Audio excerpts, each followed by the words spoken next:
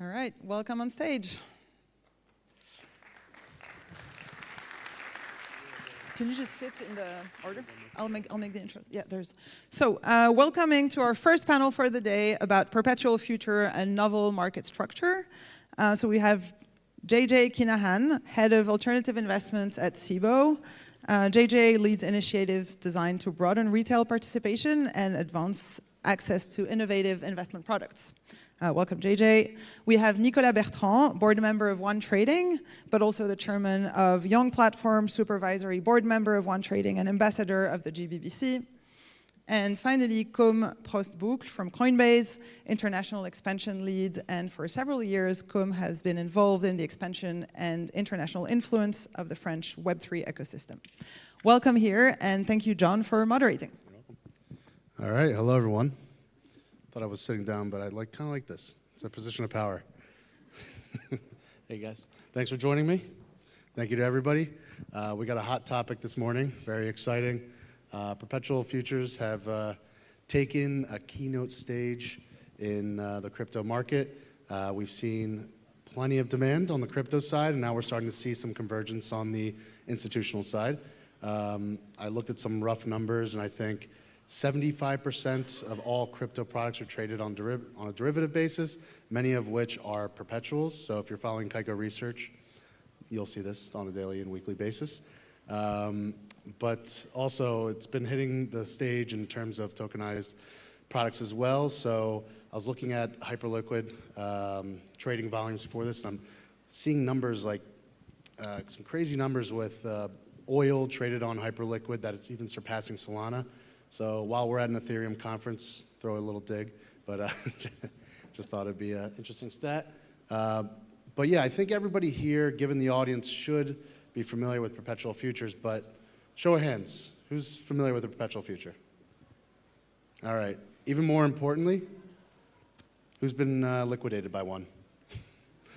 Raise your hands high, no shame, that's how we learn. All right. Now I'm going to pass it over to the true stars of the panel. To kick it off, what makes perpetual futures structurally different than anything that's come before it, and why is the market embracing them so, endearingly? I'll start with you, JJ. Sure, John. Thanks for having me. I think the reason people are truly embracing it is it's much easier in terms of those who want to speculate in shorter terms. One of the things in traditional futures that confuses people is, of course, the roll. And so with that, this every 3 months having to price that in and having to roll something over, I think was definitely friction, if you will, in the market overall. And so there still is a place for that in the market. Obviously, traditional futures still do a very, very nice business. But I think perpetual futures have become more of, I'll call it, in many ways, a retail-friendlier product because people don't have to understand quite as many of the relationships, and I don't mean that in a negative way. I just mean that when people come in on the retail side, they're not hedging something overall. They're usually playing something in a shorter term time period. They don't worry, they don't have to worry as much about some of the the basis relationships, et cetera, and it's a truer trade for them, if you will. Over to Nick? Yeah, no, totally agree. I think there was, first of all, the product has been launched by BitMEX, crypto exchange in 2016. And I think what was a key factor of its success, that's good. Now I can get comfortable. Now you get your chair. This is theater. Oh, I should probably get that. A key reason for its success was, like many of the crypto products, was market access. Yeah. So all of a sudden you have that very easy to understand product design, available 24/7, that is available to millions of customers. So because we need to bear in mind that this product is targeting individuals, right? And individuals were on those crypto exchanges. You had millions of people available to trade this product that was the perfect product for them. Mm-hmm. And this has had, the effect of, usually when you launch product in derivatives, it's a pain at the beginning. You are struggling because it's very difficult to get that demand. Mm-hmm. And you have this kind of a hockey stick growth. And I guess the crypto market allowed the product to have a very quick hockey stick and convince a lot of people to trade this product in very little time. So I think there is a big point of market access in the success of perpetual futures. Yeah, and we've seen Coinbase with the recent news on the perpetual futures side. Coleman, any comments? Yeah, sure. So like you said, I think like there's a real demand outside, and I think we're like with perpetual future, we're like answering quite like free friction point, which is expiry, market hours, and then also capital fragmentation. And I think like this product is well suited for retail and institutions that want to hedge themselves and to get exposure to like these assets. And yeah, we've announced in May 20th that we're launching US stocks perpetual futures, which is quite exciting. And this has been like a real demand from all over the world, from like our retail users and institutional clients as well, that wanted exposure to this product, and they have been like fleeing to unregulated venues in the past, and we thought it would be good to bring this into like a regulated venue, and this is part of our broader, I guess, efforts to bring every crypto, every asset on chain under the same umbrella, which would be like a everything exchange where you can trade crypto, perps, spots, but also like traditional assets and alternative assets on the same exchange. Yeah, Brian has been in DC quite a bit for this. How's that been dealing with DC? But you're here in Europe, but what have been some of the notes you've seen from the conversations in DC? I mean, like we've always been really close with regulators everywhere where we like operate. It's the case in France, it's the case in Europe, generally with like EU regulators and all of the regulators in countries where we operate. And for sure, like Brian has been extensively in DC talking with all the different like stakeholders from the SEC, CFDs, and all of these different regulators. And we're working like hand in hand with them to make sure that we're offering the best and most regulated product out there. And we mentioned a lot about the retail buy-in, but I think there's also some institutional flow that is happening as well. And I think that might be one of the reasons why CBOE is taking a special interest in a perpetual future style product. Care to comment, JJ, on what's driving institutions towards this market? Well, sure. I mean, what drives any of us toward any product is there's demand.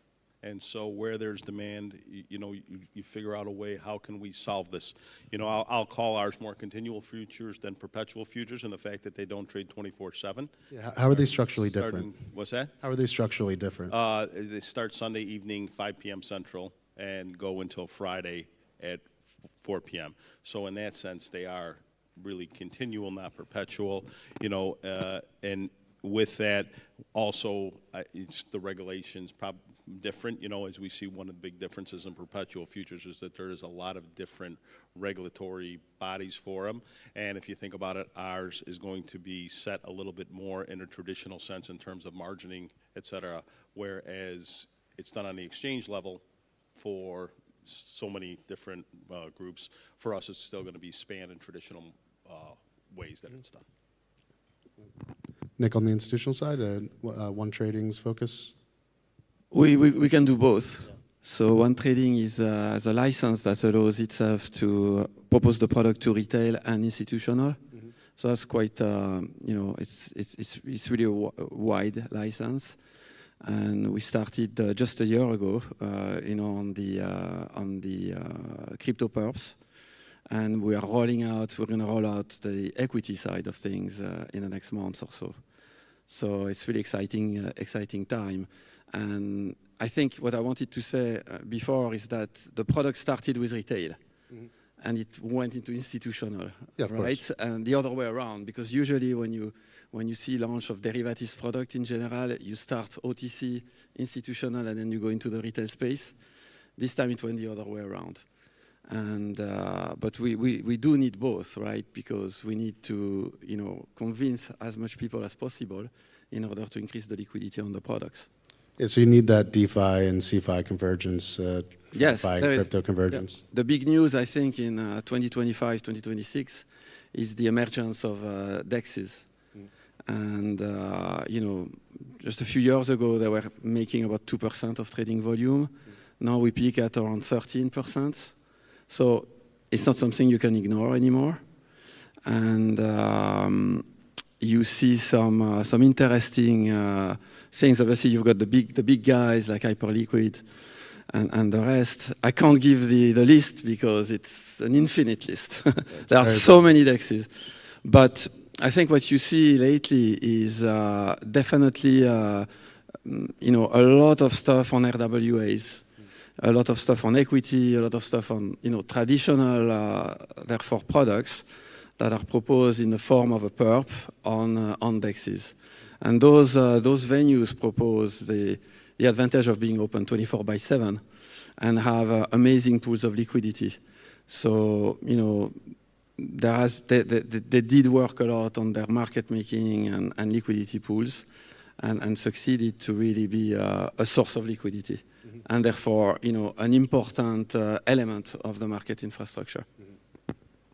Yeah, and there's definitely a tether between what's happening on the decentralized side and the centralized side. Case in point, October 10th. So there's a lot to be excited about in the space, and especially around perpetual futures, whether it's crypto native or tokenized products.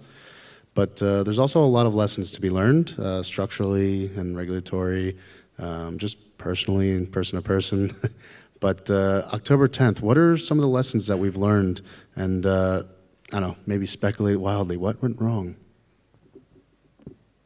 I think let's start with you, Colm. Yeah, sure.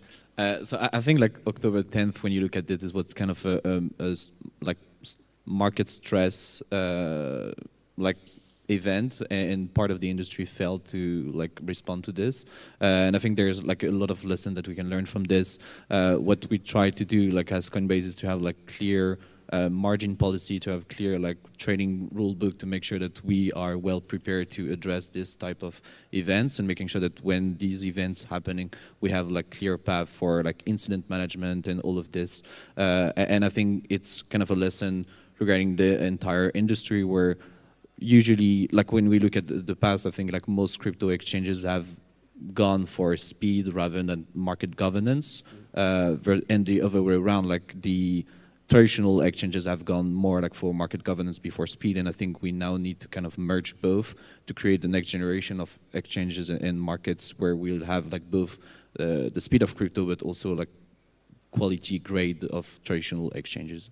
Thank you. And JJ, have you seen an impact on the CBOE side? Well, I think overall, going back to, I was thinking that if something like that happened in more traditional stock markets or something, there would be governmental inquiries all over the world on that, because this was a situation where I think, this being a product that needs to mature, and by the way, every product goes through this. You think, 1987 with the stock market and things like that. So I do think that this is part of the maturing process.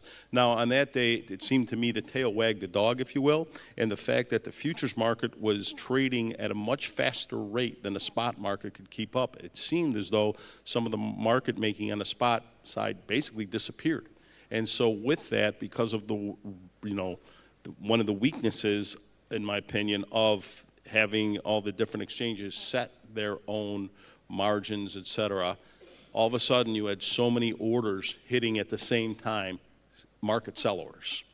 And it was a little bit of a bad, there's always the virtuous circle, I don't know, the non-virtuous circle, if you will, in this case, and the fact that market orders kept triggering other market orders as people kept getting in trouble.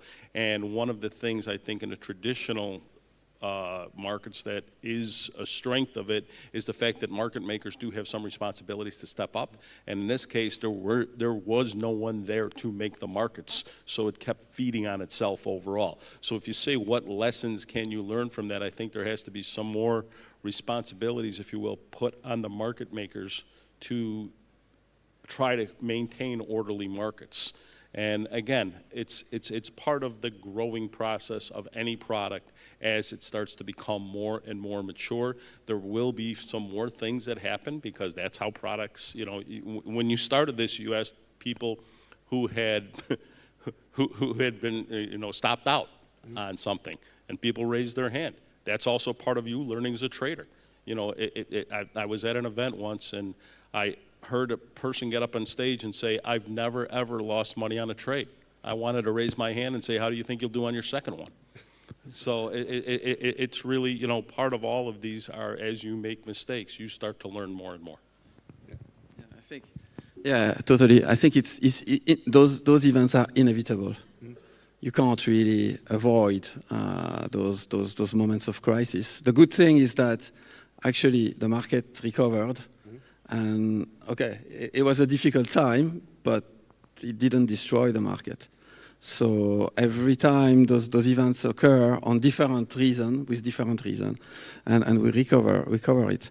You know, when you look at what happened on crude oil, you know, just a few weeks ago, you know, Hyperliquid, I guess, traded like over $1.5 billion of crude oil on a single day. But they were the only market open, or one of the few market open during the weekend. So they provided the service, and obviously some people got hurt because, you know, they were stopped out of their position. But, you know, that's markets, right? Yeah, let's pull on that thread a little bit. The risk or opportunity of weekend trading, where when there's macroeconomic factors that take place over, you know, on Saturday when we're at lunch with our families, what happens to the rest of the market, and how does the 24/7 really step in? Or, yeah. I think one point maybe to insist on is the risk management, the strength of the risk management in the exchange. You know, the control environment. So at One Trading, we put a lot of effort in that. We are settling the contract every minute. You know, and we have like real-time risk management. And I think this investment on the risk management side of things is a protection to the market and allows, you know, those different venues to manage those situations. Obviously, you know, you've got to adapt to the market situation. And staff. You're gonna have to staff up on the weekends too. We're mostly talking about what's happening on the price action and where there's slippage, but there's going to be you know, a bigger impact on these companies where you're gonna have to, like on risk management side, it's not just machines running. You're gonna have people running those machines too. And so, if traditional markets are going to start adopting a 24/7 architecture, then what happens operationally at these firms? I think you're going to see what you know, me being the older guy up here, you know, remember when we went to night markets for the first time, et cetera. And so at the time, it was just seen as a way to train some people. And so you had the junior varsity, if you will, in charge at night. But as we've started to get more and more trading where we become a 24-hour market, you have talented people all the way around making markets everywhere. You have the book going country to country. I think you're going to start, you know, it's inevitable that we have 24/7 trading everywhere. It's just a matter of when that happens. And I think it's going to be the same traditional flow. At first it'll be like, well, maybe the you know, the newer people are on weekends, et cetera. Mm-hmm. But I think what tends to happen is when you put the newer people in charge, some of the more experienced people aren't quite as involved as maybe they need to be, but as more events start to happen, you'll start to see that talent level be spread out 24/7. So as to your point, the right operations people are there, the right trading people are there, et cetera, because you have to do that in order to protect your business. But all this stuff doesn't happen overnight. This is a process. Events, like one that just happened 2 weeks ago, speed up these things where, you know, management has meetings, says, by the way, we have to address this. It may not happen for a while, but if it's going to cost us a significant amount of money, we're not going to let that happen again. And I think the markets are already open 24/7 on all asset classes. Yes. You know, you've got the OTC market. Yes. That's very active even on US stocks, right? So actually what you are doing by opening traditional market 24/7 is you are putting an official lead book in front of your eyes, and it's public to everybody. So, and obviously that has a benefit because everybody knows the price of that stock 24/7. So it's not hidden anymore, it's not in the dark. So there are some huge benefits of you know, moving to 24/7. Perpetual futures are already there. And I think we are in front of the build-up of this happening on traditional markets. Yeah, and maybe to top on this, I think like institutions are going more and more also like to go toward 24/7 because this is where the market's going, because like the market are more and more internet native, so you have to respond to like news being all around the world like 24/7, so you have to adapt to this. And what they've been waiting for is to do so with like regulated venues and regulated vehicles, I guess. And this is what we've seen with the spot market, and this is now becoming the same thing on the perps market. When you look at what's happening with spot, we have 66% of institutions that are exposing themselves through ETPs and ETFs, and I think like 81% of them will like increase their allocation to crypto via these regulated vehicles. And I think like for perps, it's kind of the same thing, where you have now regulated venues, regulated vehicles to invest via these products. Yeah, I'm going to do a quick pivot, though. There's one topic I want to make sure we covered today. There's starting to be a convergence between prediction markets and perpetual futures. Prediction markets are very topical right now. It's in all the news cycles, tons of volume. JJ, over to you. I feel like we've seen some news recently on the CBOE side for the prediction markets. Yes, we're going to release prediction markets starting June 1st. And ours are going to be a little bit different take than others have done, in the fact that ours are going to be on the SEC side of the business. All the prediction markets out there right now are on the future side of the business.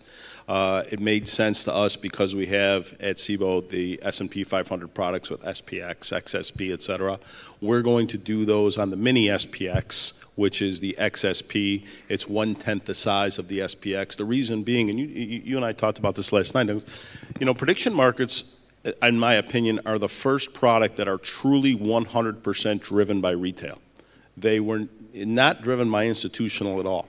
And so I think it's really interesting that when you think about doing this, you have to aim the product at retail. I spent the last 25 years on the retail side of the business. And so when we designed these, we wanted to design something that retail understood. So the products will settle to $100. We'll have the traditional yes/no binaries. Do you think the S&P 500 will be above 6,800? In XSP terms, that's 680. But what we did was something different also. One of the things that retail firms really like is these clients not just being yes, no, yes, no. They want them to learn how to be long-term traders and long-term involved with the markets. So one of the things we've done is built in a vertical spread element. We're calling it plus. Personally, I wanted to call it yes, no, maybe so, but marketing overruled me on it. But everyone remembers that. Let's go into maybe so. So the maybe so or the plus is actually just a streaming vertical spread. So like the 679, 680 call spread. You'll see that market streaming all day long. You say the word vertical spread, people get intimidated. You say plus, and you have a streaming market, and people are interested in it right away. And so again, if you think about the people who are going to be trading these, and the people who trade prediction markets right now, they're not necessarily options traders, but they have a thought. They're much similar to zero DTE options traders than they are to traditional options traders. But why wouldn't we try at least to help these people understand the very basics of options trading so that they can start to use these concepts everywhere in the market, be continual players in our markets, no matter what the product may be that has options. And, the beautiful thing about vertical spreads is it's really hard to blow up. And I think some of us who are on the professional side of the business tend to forget how hard it is for a retail trader to actually learn all this stuff. And the most important thing for these people is that they don't blow themselves up as they're learning. And that's really the goal of this, is to keep people engaged in a way that makes it very understandable and in numbers that, to $100, so that they're not, as they learn, they are not putting themselves in a bad situation. Do you see a correlation with being able to trade a product like this that's driven by retail markets as being driven by the fact that many have learned from these perpetual futures, and then we brought on the prediction markets, and are we learning lessons from before, or is it good lessons, bad lessons? Yeah, no, it's a great question, John. One of the things I always have seen in my career is that trading begets trading. And so I actually think what will end up happening is a little bit of the opposite, to be honest with you. I think people who are new to the markets will trade something like this and then say, hey, hold on, what are all these other products? And something like perpetual futures will start to make more sense to them because they'll have a better understanding of how the markets work overall. It's interesting that if you look at during COVID, et cetera, a lot of people came into the traditional markets because of crypto and because of short-term options. What ended up happening is those people, first of all, you know, if you look at some of the brokerage firms, a lot of those people have actually stayed around, which is fantastic. But now they become curious about all the other products. And it's not just, you know, mama needs a new pair of shoes anymore. It's a, how do I grow this into something that I can make money on continuously? You know, they don't have to hit a home run, but how can they continuously make money on this going forward? And so with that, the retail trader, as long as you continue to throw education at them, and we will on these products, about all the other great products that you can trade, all of a sudden starts to become curious. And they will start, and I've seen it throughout my career, I kept hearing how, oh my God, this product is going to cannibalize the other product. This product's going to cannibalize the other product. Actually, what they've all done is grow every other product because people started to realize how to correlate the products one to the other. It's amazing, I think, how we are getting closer and closer to human thinking, right? Because when you look at the future, it's a natural, you know, human thinking of willing to speculate or think forward, and therefore commit for a price in the future. And okay, we went for futures, and it's existing since the beginning of humanity almost. Then we went into options. Human behavior is very optional. I'm going to do this if this happens, and so on and so forth. And we created very liquid options market. And I think the prediction markets are the next step, whereby the human behavior, you know, you get closer to that, you know, by doing those bets, if you wish, quote unquote, you know, and we do things like that. So you are getting closer and closer to the way people think, and therefore you adapt your product design to what people really need. And when you look in the field of futures, actually, perpetual futures is the closest thing to what people would think as a future.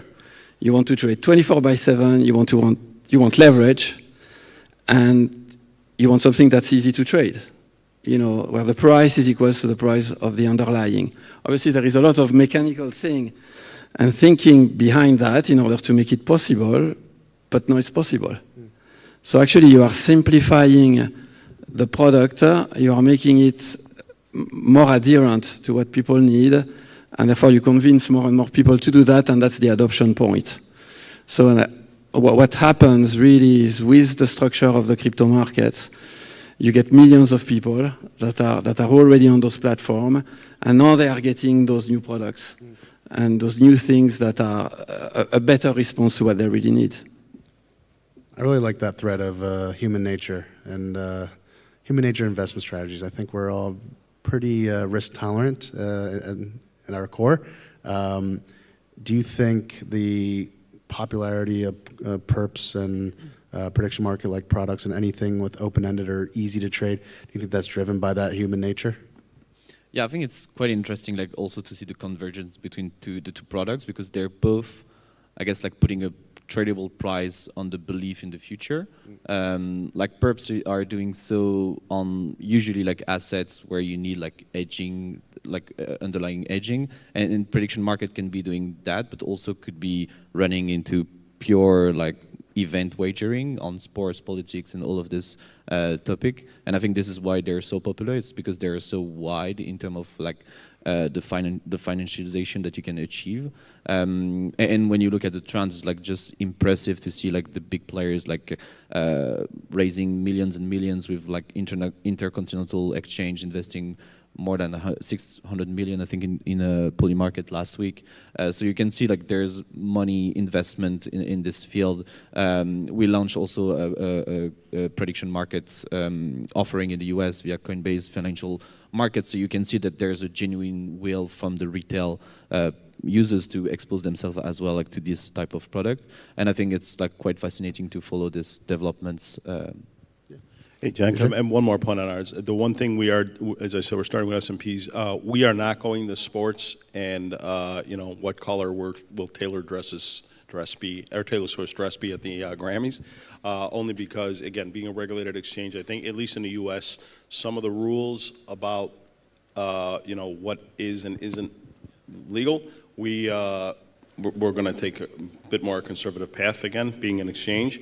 What has been most surprising to me is there are a lot of, is the wide variety of feelings on this among brokerage firms and among market making firms. There are, I was a little surprised, I'll say, by the amount of firms that do not want to be associated with sports or with, you know, pop culture, if you will, at this time. And so that's really been a wide variety of feelings on that. So we are starting with things that we feel, you know, are going to directly affect the markets. I think we saw there was an ETF filing, and it was presidential election, Yes. I believe, following along in that asset class. Let's call it. Is that an asset class? Well, ETFs are an asset class. It's Well, I a mean- type of ETF. Yeah, type of ETF. But is a presidential election now an asset class that we're trading? You know, I think, you know, that's an interesting one because it's hard to argue that that doesn't affect markets. That's a good point. Yeah, the topic is not prediction markets, but I think the theme here is that product begets product, and there's innovation that's driven by products that come before it, and perpetual markets have driven this idea of contract-based closing and getting more human entropy into the trading process. I'm going to switch it over really quick to the tokenization topic.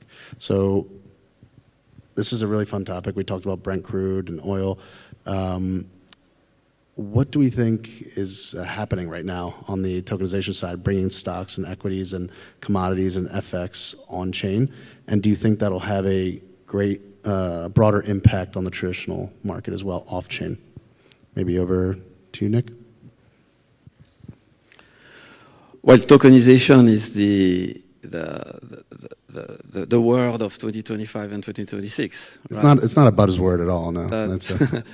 That's you know, really came as a you know, massive product innovation point, and I think what you're going to see a replica basically of the real world on the blockchain, right? And that's tokenization. So obviously it's going to take time, but things are going extremely fast in the US at the moment. And I think you really see this trend coming in with real examples. What I see is tokenization. I see it more of for the perp and for the exchange, more of basically a way to increase the access of the exchange itself. Proposing the product on the blockchain.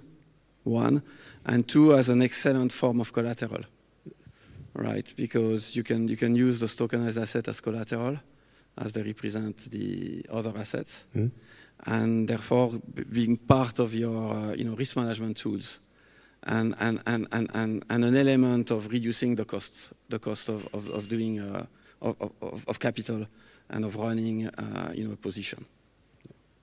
Yeah, I think RWA has been the constant question is like, when? I mean, it's happening now. There's insane volumes happening for traditional assets on chain, and I actually do think perpetual futures. This market is actually making this a real visceral product now. There's actually a lot of capital flowing through tradable products on perpetual markets, and on the flywheel of movement of products. Cole, maybe speculate on that a little bit. Do you think this is going to be a revolving cycle from perps to traditional RWAs and So Yeah, I do think so. Like I think like both tokenization and perpetual future are working toward like 24/7 trading, on-chain trading, like building like an open, decentralized, and accessible like financial system where you can like access any stocks, any asset on-chain. So I do feel like they're working towards the same thing. I think tokenization is more, at least today, more about like bringing stocks and bringing ownership on chain rather than perps is more like about increasing exposure. And I think there's like this cool concept that's brought by Coinbase Venture, which is like the perpization of like the financial system, where you can see that often in time like exposure is coming before ownership, and today like institution and retail users want exposure like fast, and then like the fast follow will be the ownership. But like perps is going to be like the first step, and we're seeing this with the volumes and with the like the asset flowing into these contracts. And then like tokenization is going to be the next step, where once you have exposure you want actual ownership. thank you. And so over this panel, we've talked about opportunity, risks, and convergence. I'm going to close it off with one topic, with one last question. What do you think new crypto markets and exchanges still need to learn from traditional exchanges? I think I want to pass that over to you first, Nick. Usually I answer this question in a contentious way. No, I want that. Let's go. But think about it as an exaggeration, that I think it's the other way around.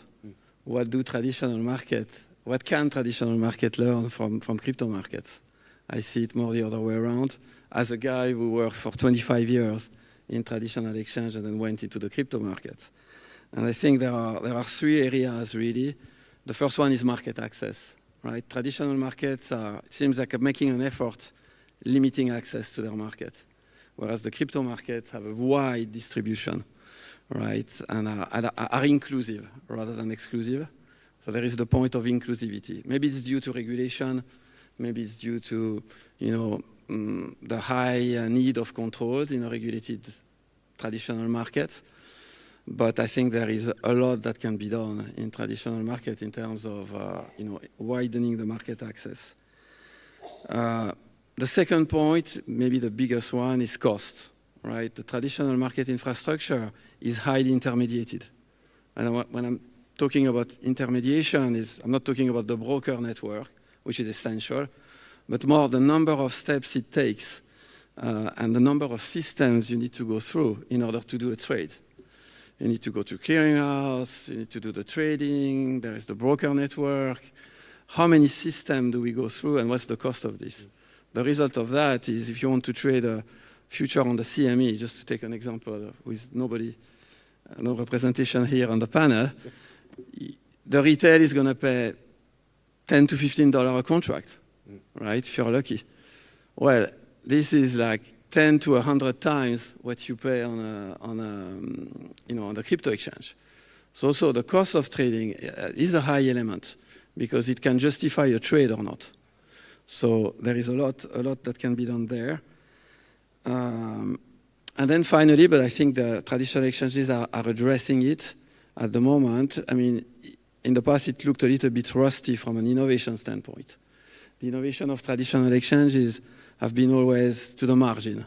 Oh, I'm going to add a few hours. I'm going to add this little feature and that thing and that thing. So we were on a slow path of innovation.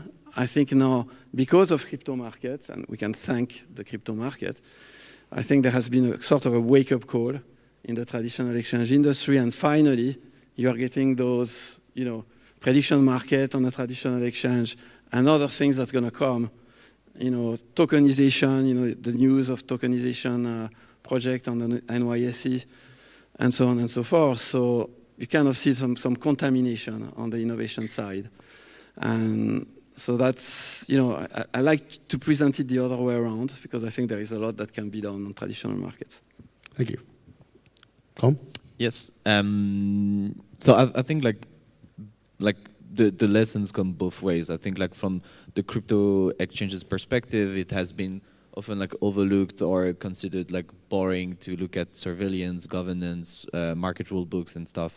And on the other way around, I think like for traditional exchanges, it was more on the conservative hand and overlooking like 24/7 trading as something core and important for retail users and institutional clients, and the speed of execution, the innovation, like we discussed. So I think it's like kind of a both well lesson that people need to grasp. And then in the future, like I said, it's not going to be TradFi exchanges versus crypto exchanges. It's going to be a next generation of exchanges with like crypto speed, with traditional grade exchange rule books and governance, I think. Thank you, Colm. Take us home, JJ. Yeah, I agree. It goes both ways. 100%. I think you're 100% correct in that the fact is it was a bit of a wake-up call to the traditional exchanges that they have to move faster and do more things. No question about that, and I think that this has been fantastic. On the price of a future, I think you need a new broker. Having been on a brokerage side for a long time, I can tell if you're paying $10 a contract, you can do significantly better. But that said, your point well taken in terms of some of that. I think going the other way, what I would say is, you know, it's been welcoming and it's gotten a lot of new people into the market, which is fantastic. The bad part of that, in my opinion, is, you know, we've seen it particularly over the last couple of weeks, some of the insider trading or know your customer type violations have definitely taken place. And I think that that's something that you have to be very careful of overall.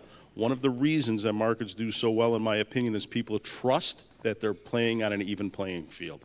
As soon as you put in the element that people might not be in an even playing field, they lose trust, and when they lose trust, all our markets are in trouble. And so that is one thing I do ask people to consider going forward, is how that knowing your customer responsibility. I do think there's something to that overall. But and then the other thing I would say going the other way is, you know, so that we do avoid another meltdown, if you will, is some of the responsibilities around market making in terms of when things go on. But what's been great is hopefully both sides are open to learning. And as I said, I think there's an element at each end that's like, no, everything we do is 100% right, and that's absolutely crazy. Very well put. Thank you to my panelists today for joining, and thank you, Ken. Is it Ken? I always say it wrong, but thank you everyone for joining us, and enjoy the rest of the day.